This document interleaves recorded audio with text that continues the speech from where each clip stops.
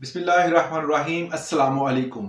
मैं हूं एडवोकेट मोहम्मद इशफाक और आप देख रहे हैं मेरा यूट्यूब चैनल।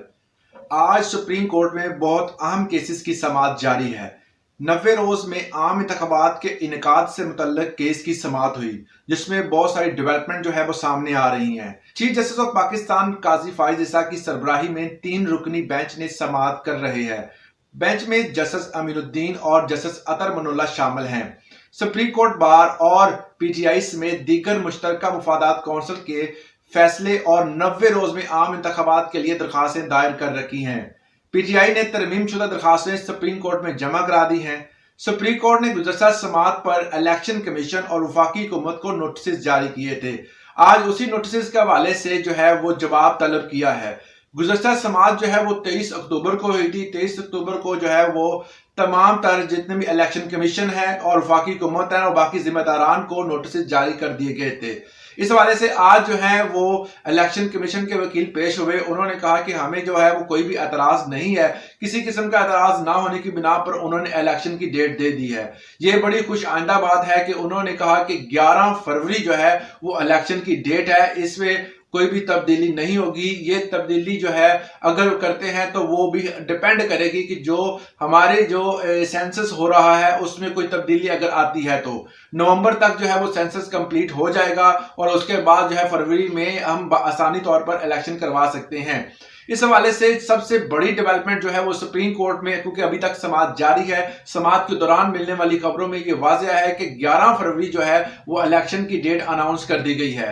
इलेक्शन की डेट जो है वो मिलने के बाद जो जितनी भी पार्टियां हैं वो अपना एक एजेंडा पेश करेंगी और अपने जो इलेक्शन के हवाले से एतमाद का इजहार करते हुए आगे जो तब्दीलियां आई हैं इस सेंस की वजह से, जो हल्का बंदियां हुई हैं, इस हवाले से एतमाद का इजहार करते हुए जो है वो अगर कोई बाइकआउट करती हैं या कोई और सुप्रीम कोर्ट में इस हवाले से कोई दरखास्त जाती है तो शायद इसमें इल्तबा हो सकता है।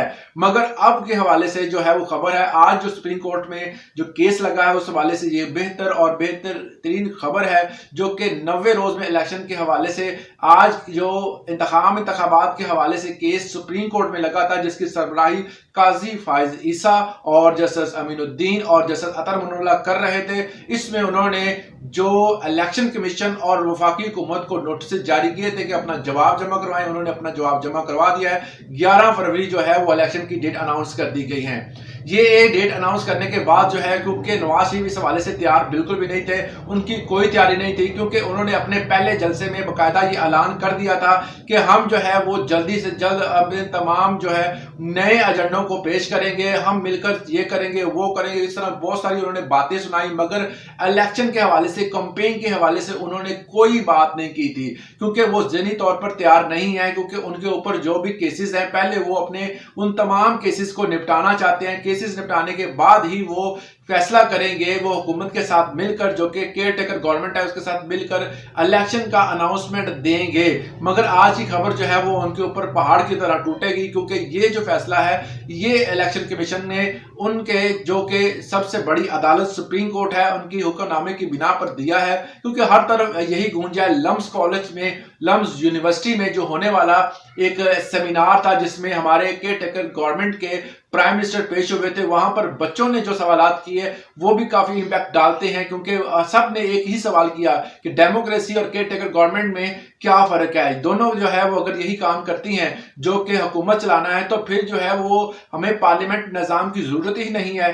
तो इस हवाले से जो भी इनका जो सवालात हुए वो काफी सख्त किस्म के थे, क्योंकि केयर टेकर गवर्नमेंट का काम जो है वो गवर्नमेंट चलाना नहीं, बल्कि सिर्फ और सिर्फ जो है इलेक्शन का इनेकाद करना है। वो तो पॉलिसीज बना रहे हैं, नए से नए जो है वो एजेंडे पेश किए जा रहे हैं, मुख्तलिफ किस्म की जो है वो चेंजेस की जा रही हैं, हालांकि इनका ये इख्तियार नहीं है।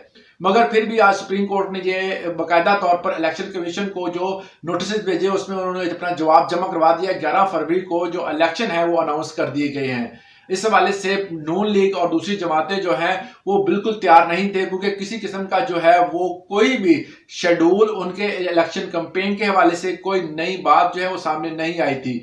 तो नून लीग ने जितने भी जलसे किए हैं अब तक, छोटे छोटे या बड़े जितने भी कह सकते हैं, उसमें आवाम आई या नहीं आई इससे कोई सरोकार नहीं, मगर जो है वो उन तमाम जलसों में कोई ऐसी बात नहीं की गई कि आने वाले इलेक्शन में अगर हम आते हैं तो ये करेंगे। इलेक्शन के हवाले से अभी उनकी कैंपेनिंग जीरो है, क्योंकि इमरान खान जेल में है और बाकी नून लीग की पार्टी जो है वो दंदनाती फिर रही है। मगर अब उनका जो मेन मकसद जो था वो पूरा हो रहा है, क्योंकि उनके ऊपर जितने भी केसेस हैं उनको खत्म किया जा रहा है। और इस केसेस के खत्म होने के दौरान 1 फरवरी में इलेक्शन की खबर आ जाना जो है वो उनके लिए तो बुरा है, मगर इमरान खान के लिए, पीटीआई के लिए एक बेहतर खबर है। उम्मीद करता हूं इस खबर के बाद तमाम पूरे पाकिस्तान में हमारी जो सियासत है, जिसमें जो जो सियासत में अफरा तफरी फैली हुई थी वो कम होगी और हमारा मुल्क बेहतरी की तरफ जाएगा। आज के लिए इतना ही, इजाजत दें। अल्लाह हाफिज।